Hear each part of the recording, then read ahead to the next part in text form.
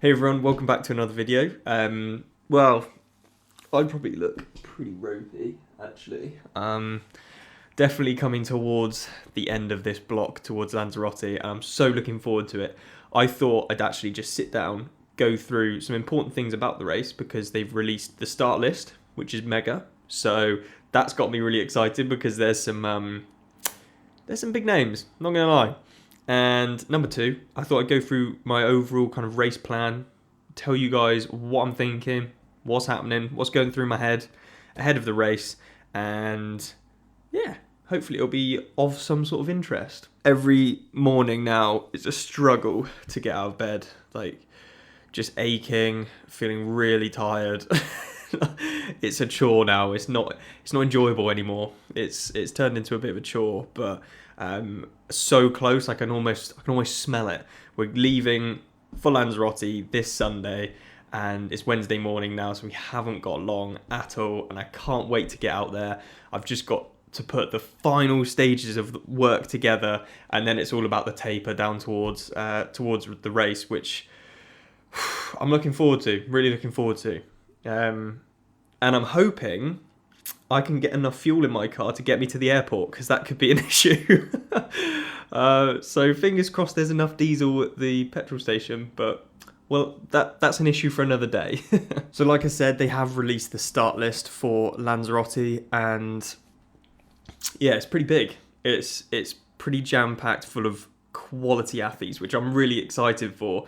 And I'd much rather race a solid field and know exactly where I am against these guys than race a weaker field and, do better, but actually not really know where I am against some of these guys. And there are some of the best athletes in the world racing at Lanzarote, which is so cool to be sharing the course with them. And I just mentally need to be prepared for that, because I know I've mentioned it, last time I tried to go professional, that was the issue. It wasn't the physical side of things, although I wasn't in anywhere near as good shape as I am now, but it was actually the mental side of things that let me down, and I wasn't able to process what I was going through, and I just choked.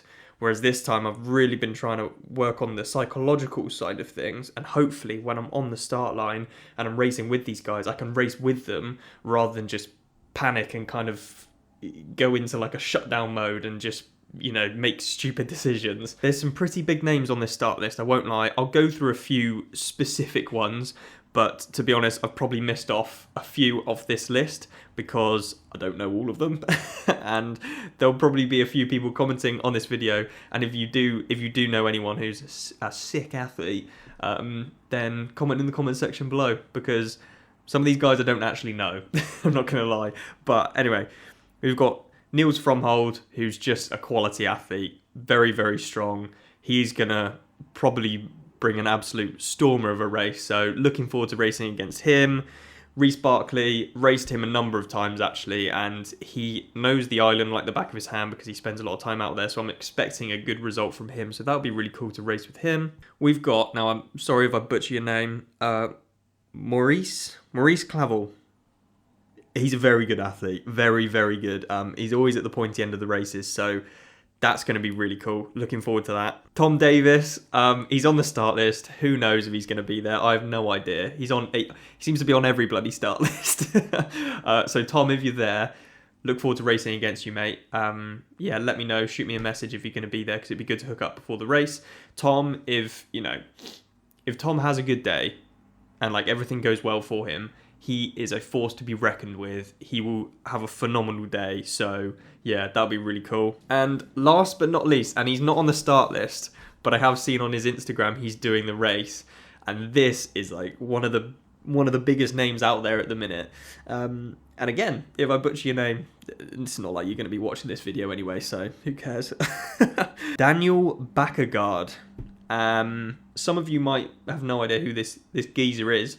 He came third at the World Champs a couple of weeks ago, so he's clearly on good form. He's clearly a good athlete, so that'll be awesome to race someone like that he's come on the podium at the World Champs. Wow, like what a privilege.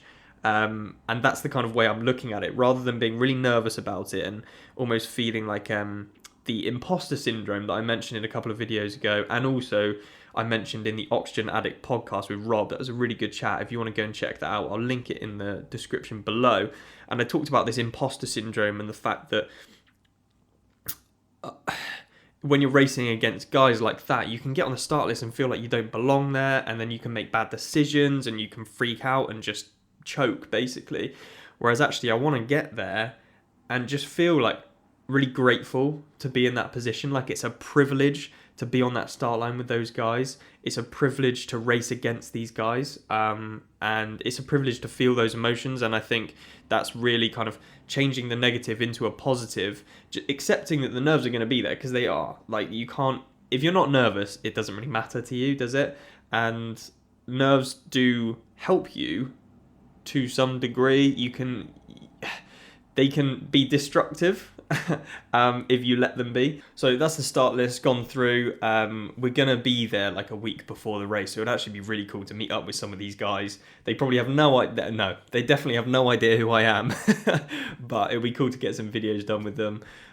Maybe catch them for a little bit of an interview. I don't know.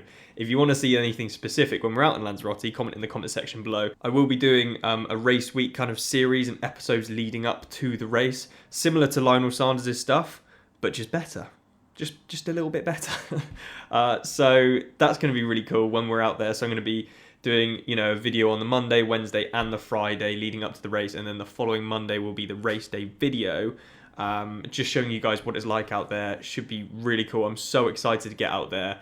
Loads of people that I know are racing, so should be amazing. As you can tell, really looking forward to it. I thought I'd also go through today my race strategy and my race plan based on the start list. And the start list, to be honest, hasn't affected my race plan at all. I'm still racing the same way, but it's made me more excited, really. Swim-wise, this is actually crucial for me. I don't care about time or anything. These aren't like time-based goals within the race. This plan is purely to be tactical in the swim and get out in a good position. What I mean in a good position is I want to actually be on that front pack. I'll be probably towards the back of that front pack, maybe in the second pack, but I'd really like to be at the front pack. And I know I've got the fitness to get me there, but it's actually being smart and tactical on, whose hips do I follow, whose feet do I follow. I'm working hard in and out of the buoys to not drop feet, sighting properly, all of these things. Like, I know I've got the swim fitness. It's just the technical aspect that the last few races I've been a little bit disappointed with myself. And so that's what I'm really going to do is I'm going to pick out the better swimmers. I'm going to just sit on hips, sit on feet, hopefully get dragged along a little bit for a good time. And I just want to get out of the swim in a good pack, good position, and get going with the race. Now, I'm not saying if I completely balls up the swim and I don't do very well, blah, blah, blah, I'm not just going to pack it in. I'm going to keep going, but that is my goal. My ultimate goal for the swim is to get out in a good position and be in some sort of pack so we can work together on the bike. Had a great T1 at Bowood, so looking for another quick time. Ironman stuff is generally a little bit slower because you've got to take the bags off the railings, get the stuff out, put the bags back on the railings, but generally going to try and work really hard through T1 just to get on the bike in a good position. And like I said, look for a good pack to be in. I don't actually know the Ironman course because they have changed it since I last did it. Now, this is another reason for why we're going out like a week before, so I can get really used to the course, ride it a few times, drive it a few times, and just know everything about the course and where I can apply the pressure and where I need to ease off a little bit. But ultimately, on the bike, I'm going to be working with a group. Fingers crossed, I'm not going to be on my own. Now, I'm going to go with that group to a degree. The reason why I say to a degree is because you have to ultimately have a race plan, but the race plan has to be adjustable based on the situation that you're in and the group that you're in. So if I'm riding at, let's say, 320 watts or something, and loads of the group come past me and they're riding at 360, 380, I would be stupid not to jump on that within the legal limits, obviously 12 meters, but I would be stupid not to jump on that and surge up and hold that surge until they ease off again, rather than just sticking to my race plan and going, actually, you know what, I'm going to stick at 320 watts because that's just stupid. So I've got a plan, but the plan is adjustable based on the situation that I'm in. I want to, generally for a 70.3, I'll average anywhere between 310 and 320 watts. And you know, in the pro stuff, like I've mentioned before, it does fluctuate a lot. You do surge a lot. Going up the climbs, I don't want to be going too crazy. Like, there is a limit for me. There is a ceiling, and I don't really want to be going too much above 380 to 400 watts, really. I might have to push it a little bit to hold those people going up the climbs, but I don't want it to be long lasting. And that's also, you need to be smart on the bike. You need to know, okay, this is actually too hard. I need to back off now, because you can burn too many matches, and you never know if that person who's doing the surge is burning too many matches as well, and you might be able to run past them later on in the day. So it's a long day. I need to have that in my head, and I need to cover moves within reason, and I need to race within my race plan, but also be adjustable, if that makes sense. Fingers crossed not too windy, but I'm sure it is going to be windy as Lanzarote, and fingers crossed not too hot, but again, it's Lanzarote, so what do you expect? And then on the run, race plan, the runs, I'm not going to lie, I didn't enjoy the run last time. It's not the best route in the world, I wouldn't lie. It kind of feels like you're running around a hotel kind of grounds. Like, it's very twisty and curvy, and then you've got these little risers and these little descents, and it's a hard run. Like, it's really challenging mentally and physically. The last few races, it's actually gone really well, not even looking at my watch. So Holcomb was really good, didn't even look at my watch, and Bowood was really good, didn't even look at my watch. I'm not going to say similar courses, because they're not similar, and Lanzarote is very different, but it's similar in the way that it's a 3-lap. I'm pretty sure it's a 3-lap run course, and it is challenging. It's got some hills, it's got some technical sections. So what I'm actually planning on doing is just going to feel, is not looking at my watch, and seeing who's around me, and you know, if people are putting in some surges, I'll cover some moves hopefully. But to be honest, I'm more looking towards actually doing a bit of a negative split if I can.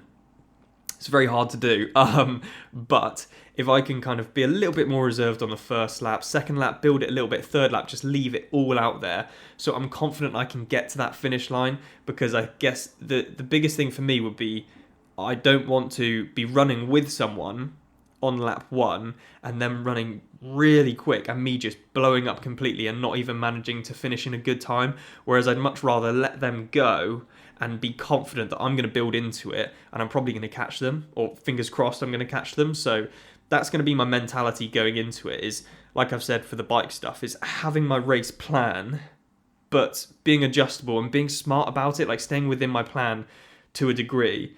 Because the best thing you can do is be hard to beat. And the way you become hard to beat is just being consistent and just being able to get to the finish line in a really strong time, and just being really resilient and sticking to your race plan, and not having these stupid kind of, you know, it would be so easy for me if a group comes past me, or if a group's up the road, if I put in a massive surge and I get onto them, yeah, brilliant. But what's going to happen 45 minutes later when you're on the run? You're probably going to feel terrible, and you're probably going to finish in a worse time than if you were a little bit more reserved. So that's my mentality as well, is I've got to race the race, but also I've got to do the best things for me.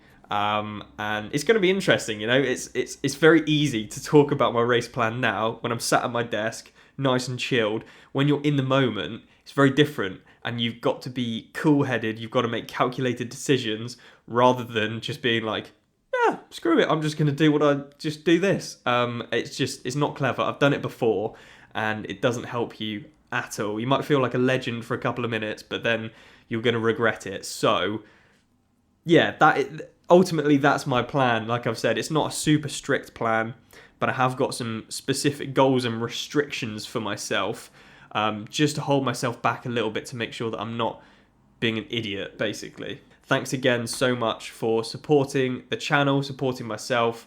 And I did mention in the previous video, a little micro goal is to get to 15,000 subscribers by the end of the season. I know it's a really big goal, maybe a bit too ambitious, but if you can share the channel with your friends, with your family, with your tri club, whoever you think will be interested, that will be an awesome goal to reach. So yeah, really appreciate it, and I'll see you guys in the next video.